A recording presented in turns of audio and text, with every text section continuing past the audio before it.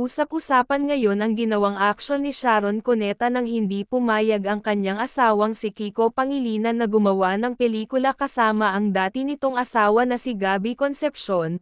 Ayon sa aming nakalap na balita, nilayasan daw ni Sharon ang kanyang asawang si Kiko nang hindi ito pinayagang bumida uli sa isang pelikula kasama ang kanyang dating asawa na si Gabby.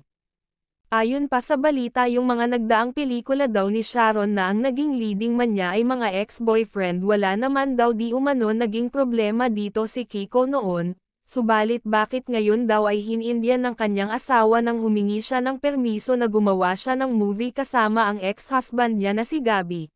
Ayon pa sa kanya, parang hinadlangan daw ni Kiko ang pangarap niya na isang hakbang na lang sana. Samantala, ayon naman sa kumalat na balita, nakituloy daw muna ngayon si Sharon sa mansyon ni Cake upang magpalipas ng sama ng loob at nang maiwasan din makipag-argumento sa kanyang asawang si Kiko. Ang balitang ito ay nakarating lang sa amin at di pa tiyak kung totoo nga at kung sakali man sana magkaayos na sila.